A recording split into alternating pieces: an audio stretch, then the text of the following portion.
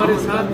کل یعنی 9:15 بجے ہمارا یہ سلسلہ شروع ہے اور ابھی تک ہم کھڑے ہیں، نہ سو رہے ہیں، کچھ تو کہا رہے ہیں لیکن پھر بھی نہیں کہا رہے ہیں، کافی تھکاوٹ ہے بھائی۔ کیسے آپ صلاح؟ زبردست بھائی، بالکل بہترین، مسئلہ ہی کوئی نہیں ہے اور آپ کے سامنے ہی ہوتا تھا، بلکہ لگی آپ میرے ساتھ تھے، اچھا کیا آپ نے ساتھ ڈیسیجن لے لیا کہ میں ساتھ آیا، تو اوپر تھا میرے پتہ نہیں چل رہا یہ ہو کیا رہا، اور بہرحال انہوں نے یہ ایک شوق تھا وہ پورا کر دیا۔ ٹھیک ہے بھائی، کیا پیغام دینا چاہے صحابی برادری کو؟ بہت زیادہ پورے پاکستان میں آج احتجاج ہوا ہے، بس نمبر کے سامنے پہ لیکن ہمارا بھی ہوا ہے۔ دیکھیں میری ایک بات میں بطور صحافی، اگر آپ کو لگتا ہے کوئی چیز ٹھیک ہے یا کوئی غلط ہے نا، تو پھر اپنے موقع پہ ڈٹتے ہوئے یہ مت سوچیں کہ سامنے کون کھڑا ہے یا مخالفت کون کرا۔ میں اپنے موقع کو ایک دفعہ سائڈ پہ بھی رکھ دیتا ہوں۔ بہت سارے ایسے لوگ ہوں گے جنہوں میرا موقع پسند نہیں ہے یا وہ اس سے اختلاف کرتے ہیں، تو کوئی بات نہیں، ہو سکتا ہے ان کا کوئی اپنا ایک ایسا موقف ہو جہاں پہ ان کو لگتا ہو کہ یہاں ڈٹ جانا چاہیے، جہاں پہ آپ کو آپ کا ضمیر ہے، جہاں پہ آپ کو لگے کہ آپ کو یہاں ڈٹ جانا چاہیے وہاں ڈٹ جاؤ، پھر یہ نہ دیکھو کہ سامنے کون ہے کیا چل رہا ہے۔ اب میکسیمم یہی ہو سکتا ہے نا آپ کے ساتھ، یا یادگیر صاحب جتنا کسی کو مار سکتے ہیں، پینٹی لگا سکتے ہیں،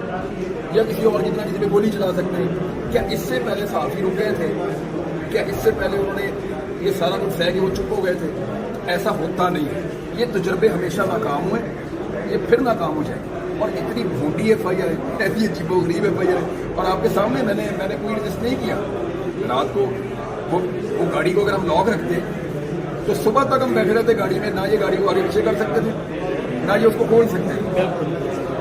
ہمارے پاس اگر کھانے پینے کی چیزیں تھیں گاڑی میں، ہم صبح تک بیٹھے رہتے مزے تھے گاڑی کے اندر اسی لگا کے،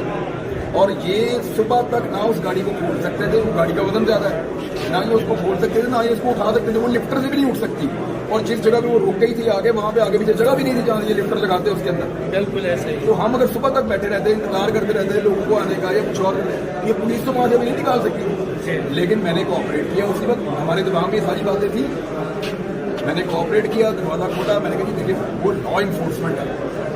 ہماری لڑائی جگہ بھی نہیں تھی جہاں یہ لفٹر لگاتے اس کے اندر۔ بالکل ایسا ہی، تو ہم اگر صبح تک بیٹھے رہتے، انتظار کرتے رہتے لوگوں کو آنے کا یا کچھ اور، یہ پولیس تو وہاں سے بھی نہیں نکال سکتی، لیکن میں نے کوآپریٹ کیا، اسی وقت ہمارے دماغ میں یہ ساری باتیں تھیں، میں نے کوآپریٹ کیا، دروازہ کھولا، میں نے کہا جی دیکھیے وہ لا انفورسمنٹ ہے،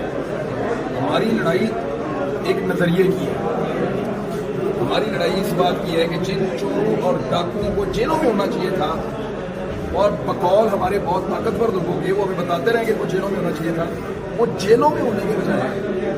وہ ہمارے اوپر حکومت کر رہے ہیں اور لا کر ہمارے اوپر مسلط کر دیے گئے ہیں۔ میرا یہ موقف ہے اور میرا یہ سوال ہے، مجھے اس کا کوئی معقول جواب ملے تو میں یہ بات کروں نا۔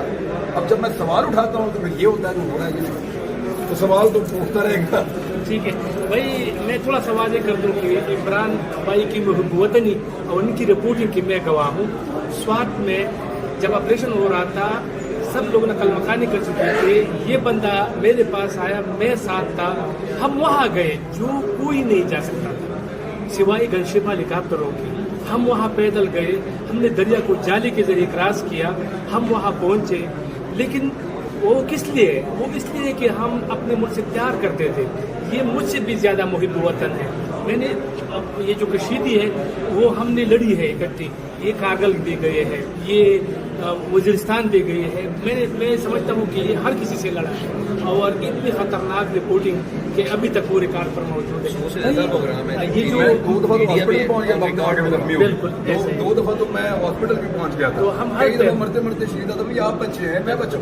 وہ دیکھیں یہ ہم نے کسی پہ احسان تھوڑی کیا، تو سارے جرنلسٹ کرتے ہیں، ہمارا ملک یہ کام سارے جرنلسٹ کرتے ہیں۔ مجھے تھوڑے دن پہلے ایک صحافی ہے، میں دوست ہے میرا بڑا اچھا اسلام آباد میں، اس نے مجھے ایک صحافی کا نام لے کر مجھے وہ غدار ہے، میں نے غدار نہیں کہا اس کو،